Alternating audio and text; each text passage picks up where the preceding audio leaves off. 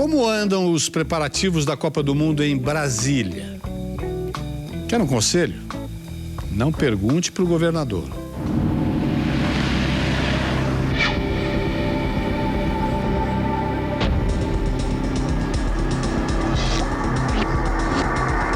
Esta é oficialmente a primeira corrida contra a corrupção realizada no Brasil.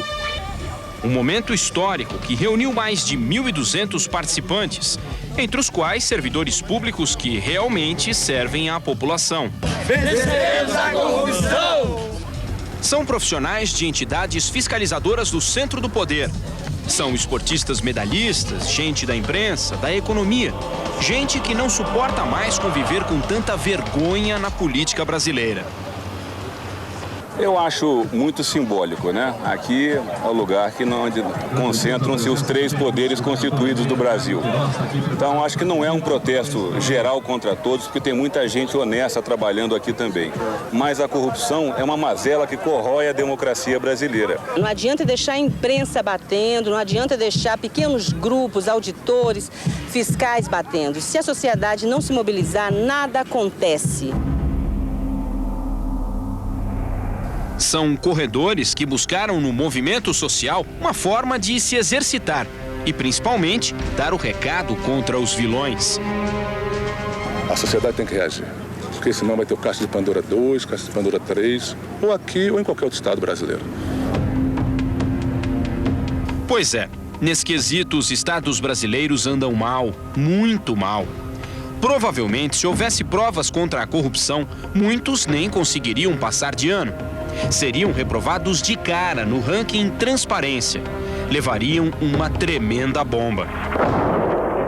Vou te dar um exemplo que é Brasília, o governo do Distrito Federal.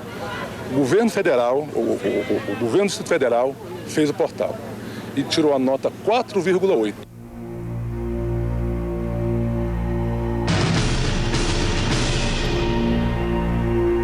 Uma nota apenas um pouquinho mais alta do que a do resto do território nacional. Um triste 3,7 no combate à corrupção. Se não houvesse tanto desvio de dinheiro público, o país poderia construir 3 milhões de moradias populares por ano. Lamentavelmente, a representatividade de Brasília no Senado Federal, nós já tivemos 3 senadores cassados, né, que foi o Luiz Estevam, foi o primeiro, depois foi José Roberto Arruda, aquele caso do painel, e que depois se envolveu no caso da corrupção geral em Brasília como governador, e finalmente o Joaquim Roriz, que saiu para não ser cassado. Então, repara, as 3 representações que nós tivemos em Brasília, os 3 tiveram que sair do Senado Federal e entrar os seus respectivos suplentes, né? E olha que coisa engraçada. O suplente de Roriz, que foi o Jim Argelo, ele foi nomeado relator do Orçamento Geral da União para 2011. E o que aconteceu com o Jim Argelo? Ele também foi denunciado como beneficiando entidades fantasmas, ou seja, entidades que não existiam, com recursos da União. Então, repara, mais um senador, né? E esse senador poderia vir a ser cassado, porque se ele sofresse um processo dentro do Senado Federal, poderia ser o 4º senador a ser cassado ou pedir demissão de Brasília, né? E o que acontece? Ele não vai acontecer isso com ele, porque ele é o presidente da Comissão de Constituição e Justiça, onde iniciaria o processo, entende? Como se vê, a realização da corrida não poderia ser em um local mais apropriado. A largada e a chegada aconteceram em frente ao Congresso Nacional, a soberba casa em que os políticos definem o destino do orçamento da União. Neste ano, cerca de 1 trilhão e 800 bilhões de reais. A população, eu acho que ainda acompanha passivamente isso daí. Então, chega uma hora que a coisa chega num nível tal que a população tem que se manifestar. Manifestar-se contra os mensalões, contra o dinheiro escondido na cueca, na meia. Enfim, manifestar-se contra o mau uso do dinheiro público.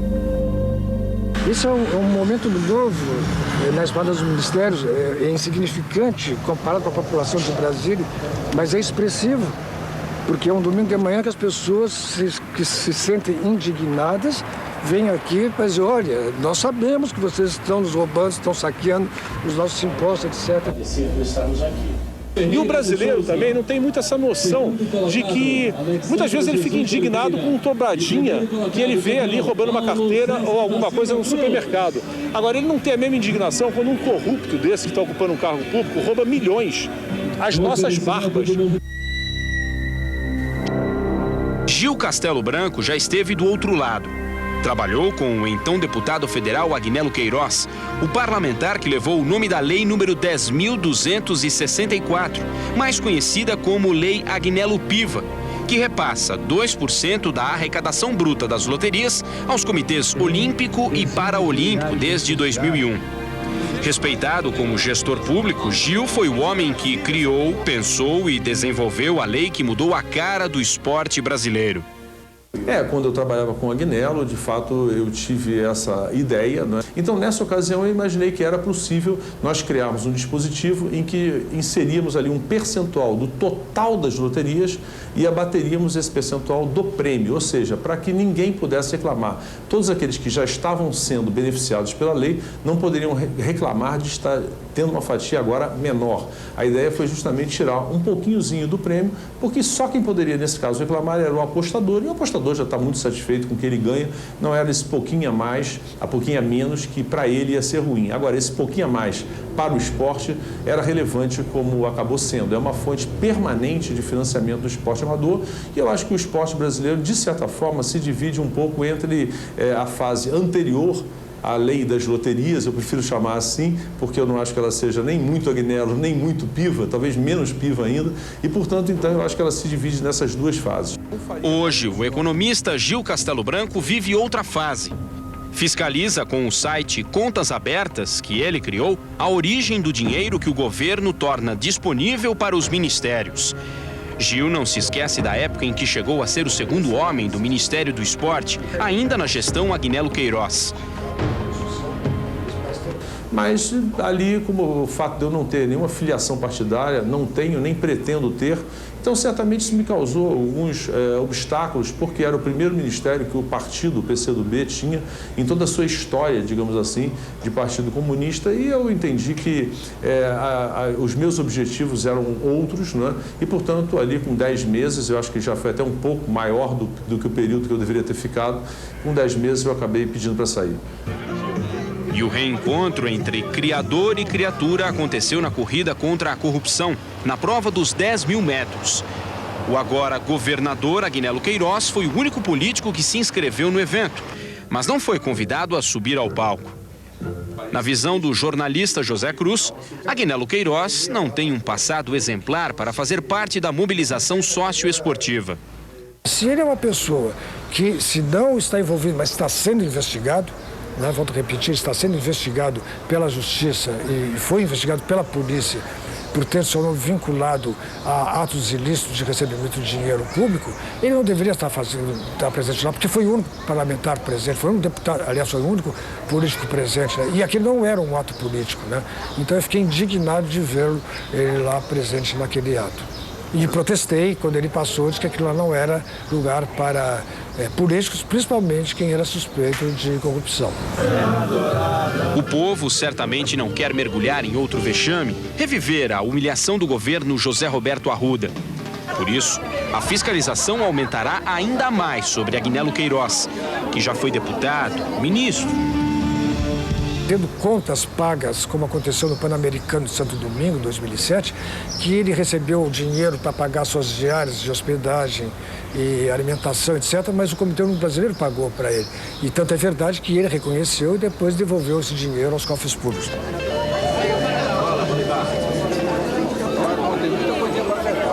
Governador, por gentileza. O Agnello, quando ministro também, é bom que se diga, ele autorizou a liberação de 2 milhões de reais, à época liberado pelo então secretário executivo Orlando Silva, hoje ministro, para uma ONG aqui em Sobradinho, uma cidade satélite próxima de Brasília, para uma ONG executar o projeto Segundo Tempo.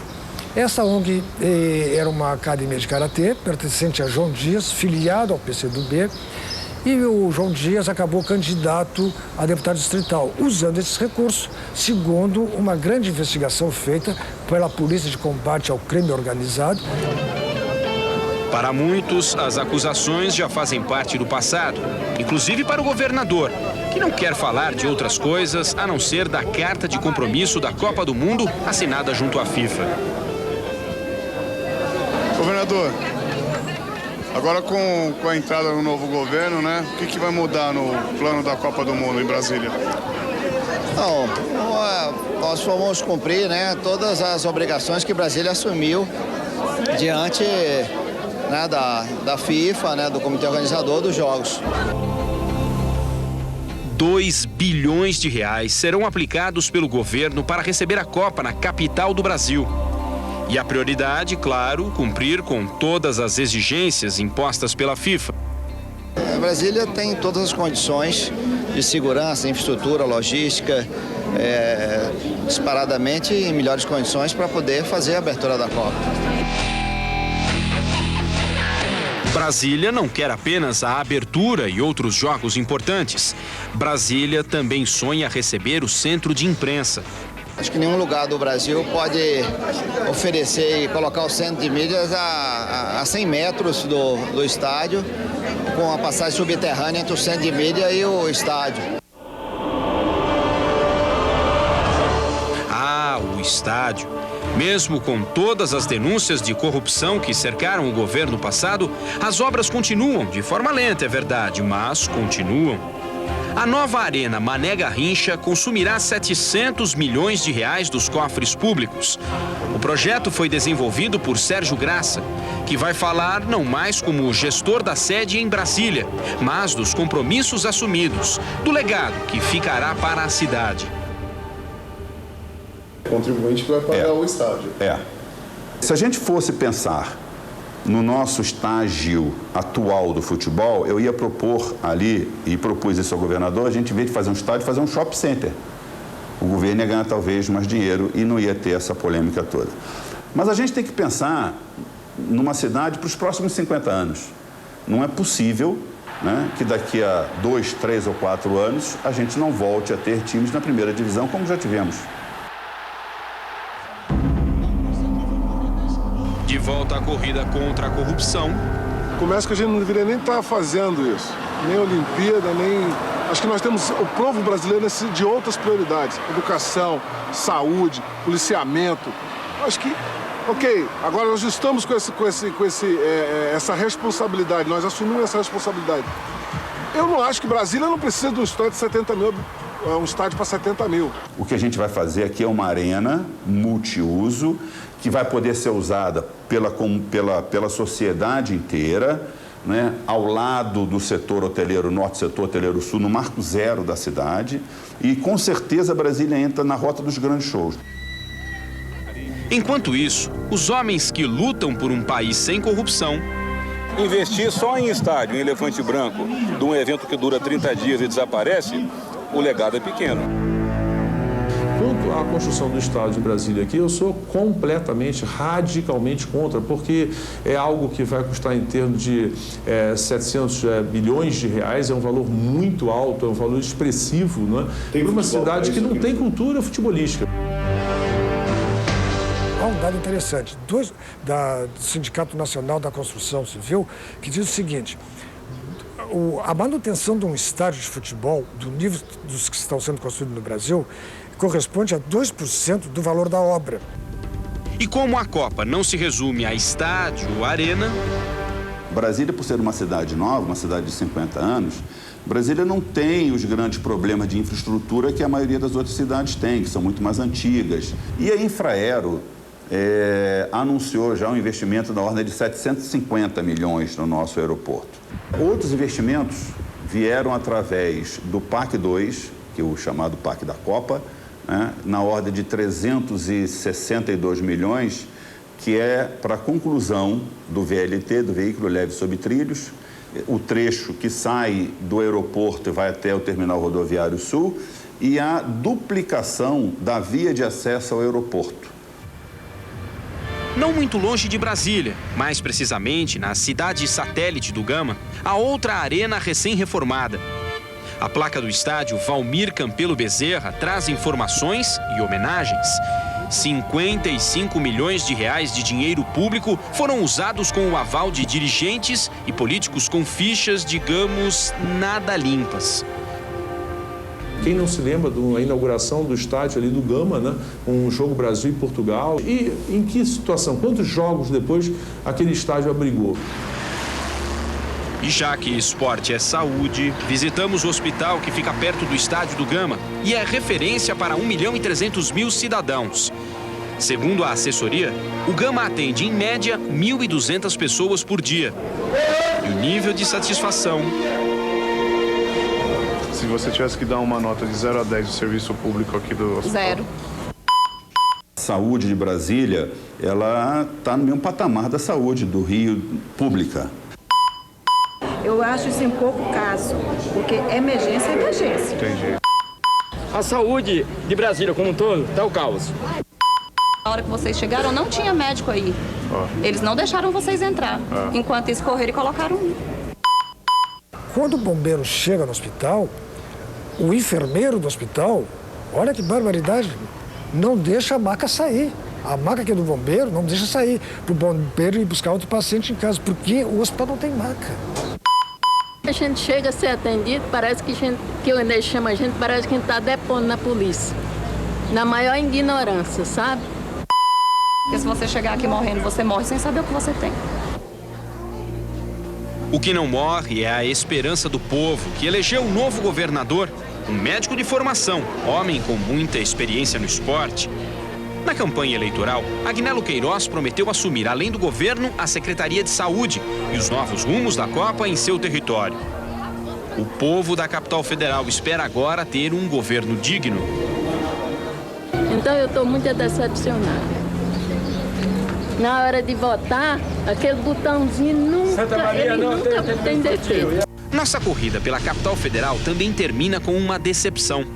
Ficamos o dia inteiro na fila, como se estivéssemos no serviço de saúde pública para falar de outros assuntos com o atual governador. 12 horas correndo atrás de Agnello Queiroz, que preferiu falar pouco e não responder a outras denúncias. Por gentileza, governador, por gentileza. Agnello Queiroz é acusado de ter invadido área pública para construir uma quadra de tênis, um campinho de futebol e um laguinho em sua mansão no Lago Sul. Governador, por gentileza. Agnello Queiroz é acusado de ter afirmado à Polícia Federal que não sabia da existência do vídeo de Durval Barbosa, que mostrava integrantes do governo do Distrito Federal recebendo dinheiro por fora. Por gentileza. Governador, por gentileza. Agnello Queiroz é rápido para fugir das perguntas, mas o povo do Distrito Federal cobra respostas, exige um governo transparente.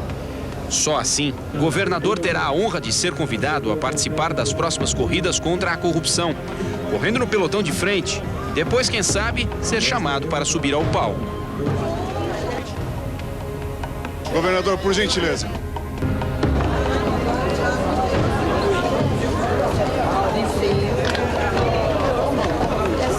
O Brasil tem uma tradição